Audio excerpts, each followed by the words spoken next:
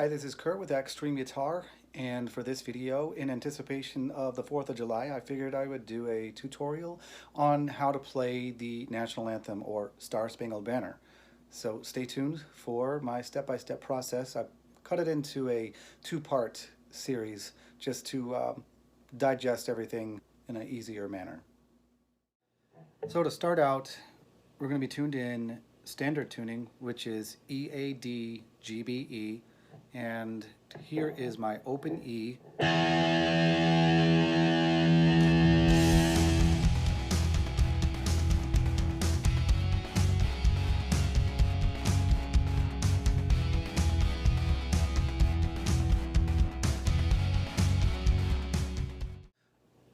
So assuming that you are all tuned up and ready to go, we're going to be playing this in the key of G. That's what I was doing in the intro there. And so a few tidbits of information, not much on theory, but just a little bit. If you were to follow this along in the diatonic or major scale, which one and the same, the major scale that we're dealing in is, as I said, G major, but it's going to be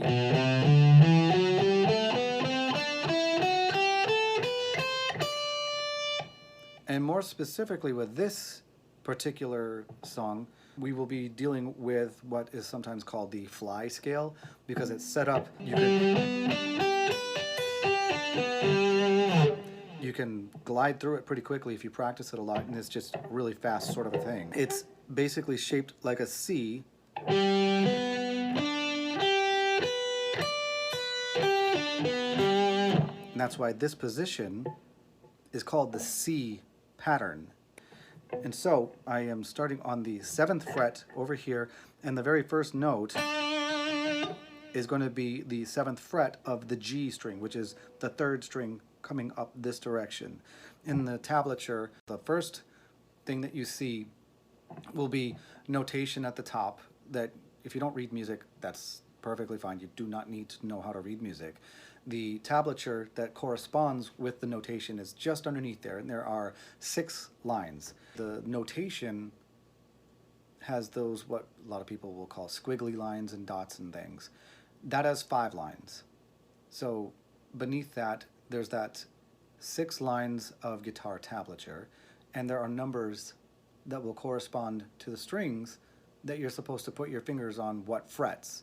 And so when you look at the tablature, it's opposite of how you would look at your guitar.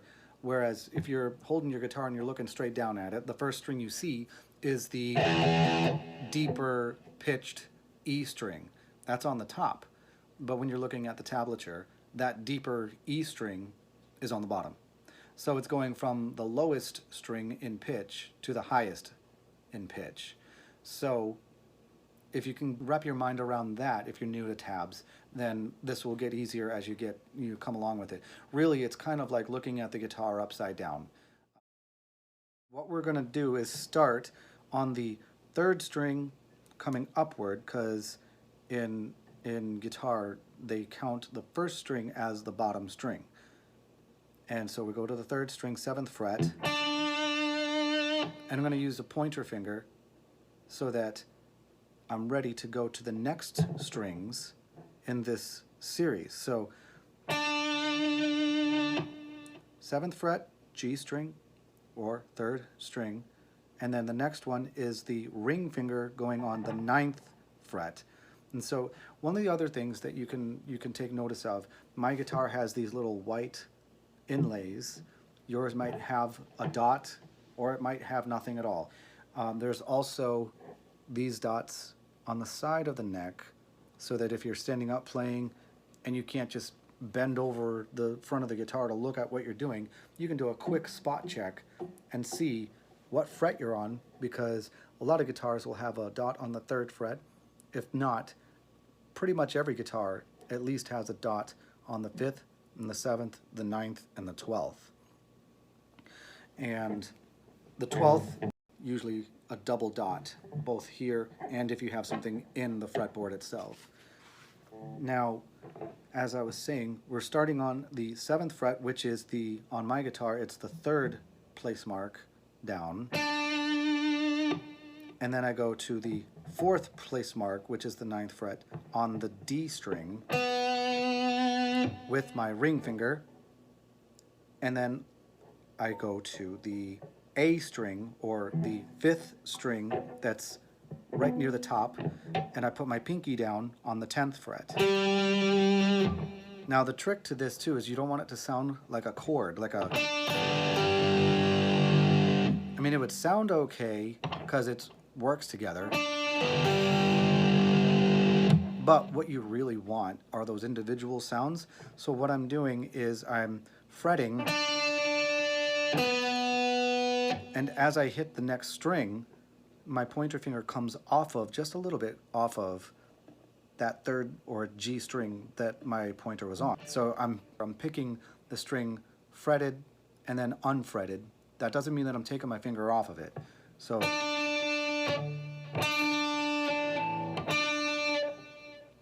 if I, and especially if you have a lot of gain or distortion on your guitar, you're going to have a lot of sound coming out of the guitar. So it becomes a little bit difficult keeping your guitar quiet. It might even be good for you to practice doing it without the distortion or gain. And if I switched it up real quick,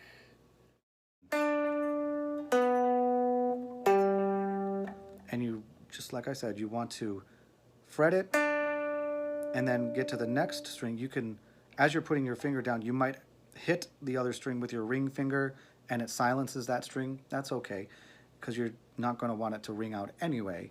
And you hit the 9th fret on that D string or 4th string, and then you go with your pinky on the 10th fret of the A string or 5th string. And if you're not used to using your pinky, this is going to be a bit of a stretch for you, as well as pressing down enough on the string so you're not getting fret buzz. You got to press down hard enough. So it's another thing, just as a little helpful advice that might be useful to you, is instead of just with my right hand, now watch my right hand, instead of going upward but picking downward the whole way, I'm actually going to rake. It was what we call raking it, where I'm just going to let my pick fall onto the next string. I'm just fretting that intro, and you can see how my pick will start on this 3rd string, and I just let it fall to the next string. And I'm not even fretting it actually right now. I don't even have a finger on the string. If I let my pick hit the string and just stay there, it's not going to make any noise on that empty string. Now I'll put my finger down on that string and I'll go to the next. And it's fallen right on the A string, but I don't have a finger on it. My pinky is up in the air, and then I put my pinky down. So that is one thing that you can try. It may be difficult if you've never done it before. And let me see if I'm going to turn it down just a little bit. So as I said, you want to fret it and then let your finger off, but still keep contact with the string. And then move to the next string and loosen up. I'm not taking my finger off the string, it's still connected to the string, just not pressing down. And then the pinky. Now with this intro, it's going, and then you come back up. So there's really no rest.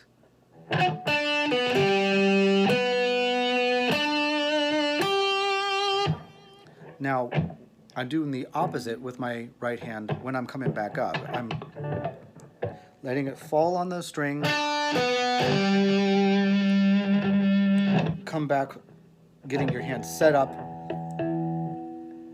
and go right to that D string again with the pick sitting right on it, ready to go. Coming back up, you're going to get some feedback unless you adjust how you're going to hold your fingers.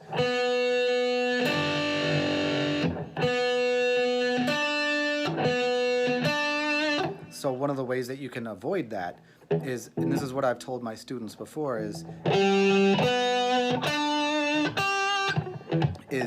you can use your hand to, it's kind of like pecking down onto the string to silence it.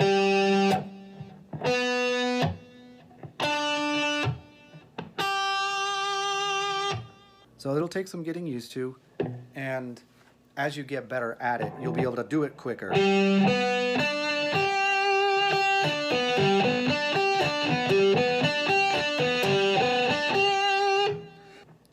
It's actually triads.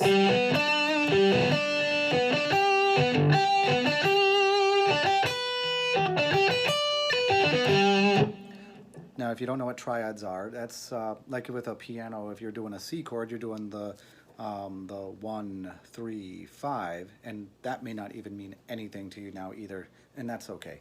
It's just a group of 3 notes in a scale that will make up a chord. So this one, you've got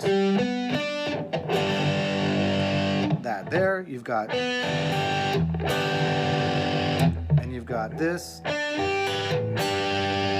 Now you notice this looks like a D chord, because a D chord is an example of a triad.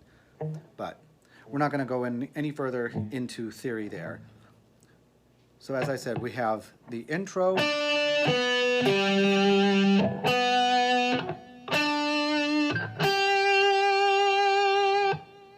and then from there, you see where my middle finger is on the 8th fret. I'm going to reach down to the 10th fret here, and I'm going to do a bend. And that's a full bend. And so if you've ever had trouble doing bends, it's a common thing, because especially with gain, you're going to have these other strings in front that are going to make noise.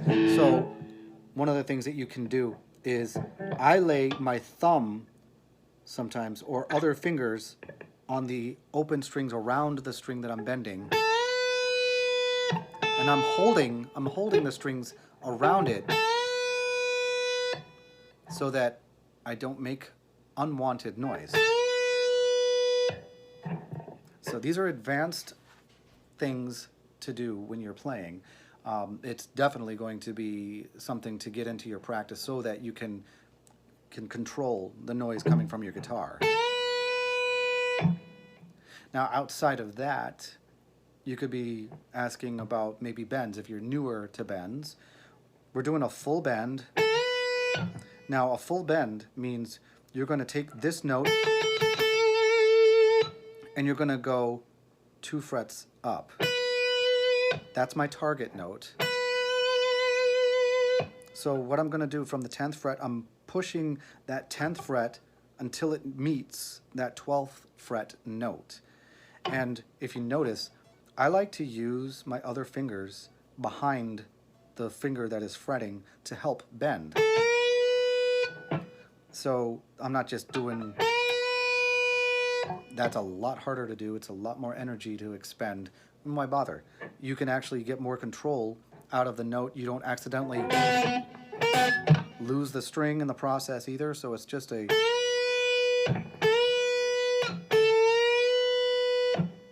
And so if you're not used to the bends, you can get used to that. I can stick my pinky down there to listen to what the target note sounds like. And then... and I stop right where I get the note that I want. Don't be afraid to break the string, because you can go much further than that. Now, if your strings are older, maybe they're a little rusty or something, then you might have a chance of breaking the string. That just means that you need newer strings on there so that you have a more elasticity in the string. And you're not going to have to worry about breaking it. Again, we're working on that bend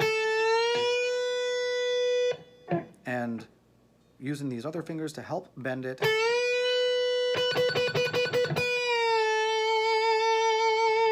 And I release the bend. It just means that I bring it up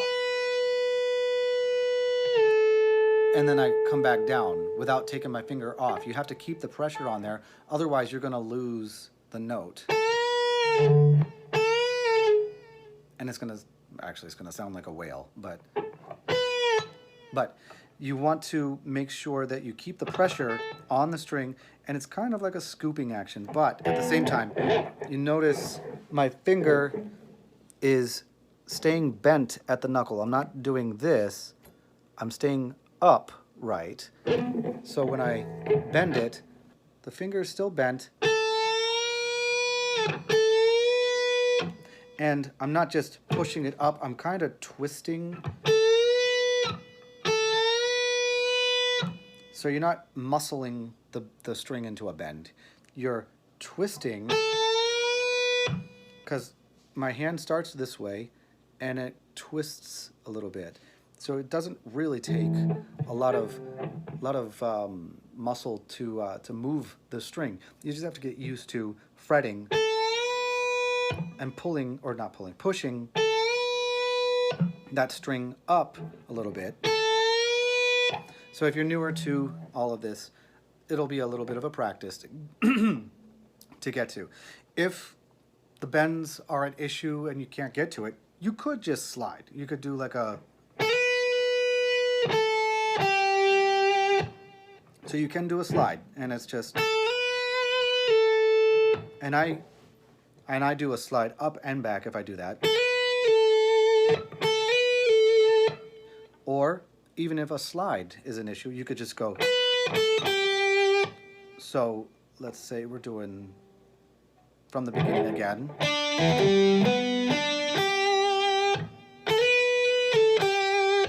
So if I didn't do the slide, then it would be...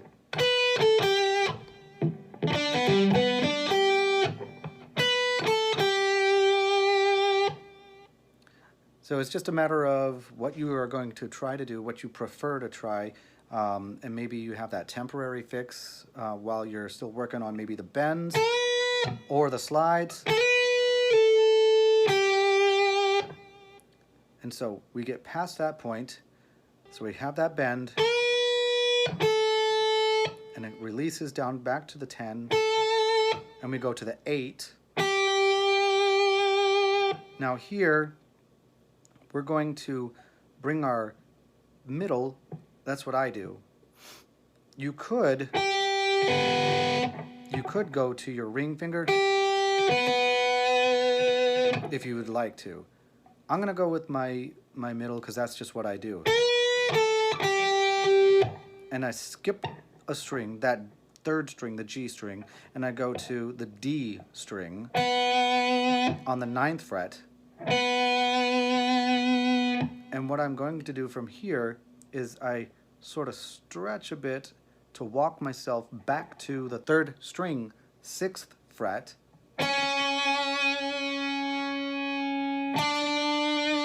And we're just going to go 6, 7.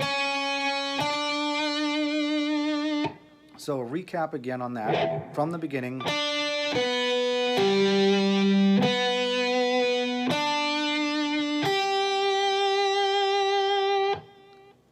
Ring finger, I'm going to do the bend. Go back to the 8th, 9th fret of the D string, and then reach up and go to the 3rd string or G string, 6th fret, and then middle finger, 7th fret.